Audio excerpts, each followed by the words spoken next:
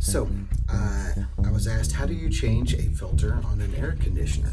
So we have an air conditioner and heater. Our old place only had just a heater, no air conditioner.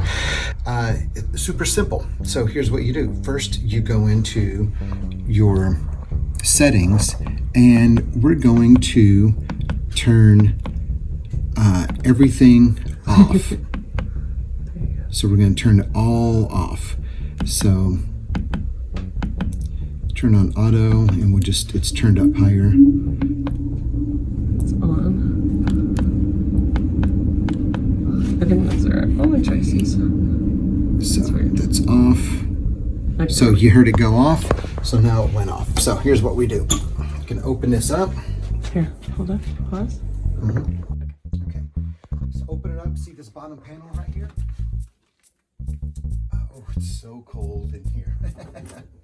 All right, so you turn these little locks, and you're gonna pull this out. You just pull it down is fine. There's a little red light in here.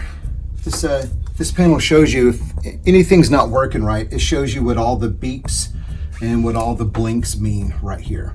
So just in case you ever need it. Now, you see the filter right here? See how dirty that is compared to this? Mm-hmm. A lot of dirty, huh?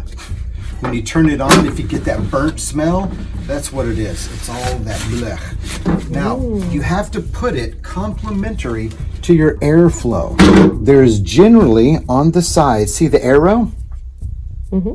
That means the air is coming from the bottom here and it's going up into it, right?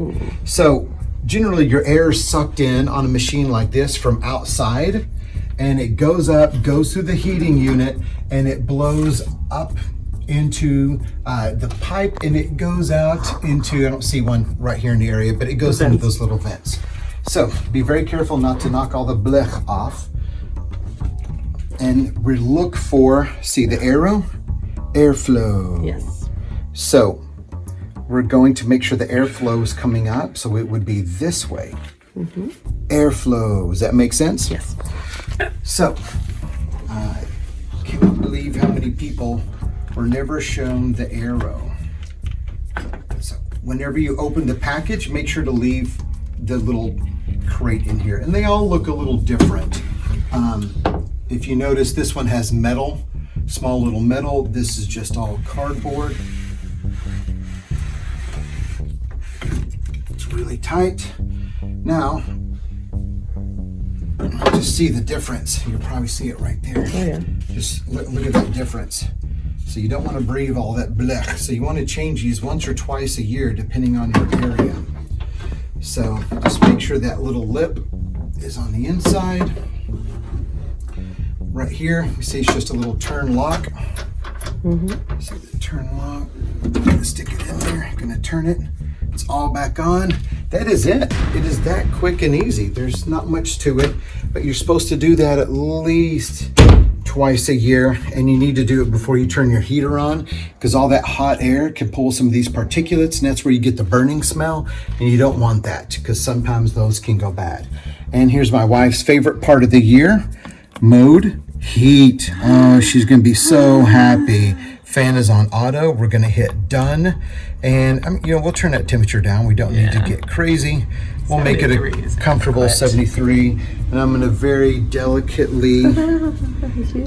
Here's another thing. You want to, the airflow arrow is up, so you want to carry it this way, because that's where the side that is all dirty. So you don't want that stuff to fall through. Bye. Last thing. So once you turn your heater on, you want to go around to all your vents. So remember, hot air rises and cold air falls. So during summer, you want to point these up towards the ceiling, and it'll lightly, gently flake all the cold air down. But for winter, you want to point those down a little bit so it hits the middle, and then it'll go up. Does that make sense? So point it down for winter, up for summer. That's it. My wife is happy because now she has her heater on. That's all the things you got to do. You got to be doing those. All right, bye.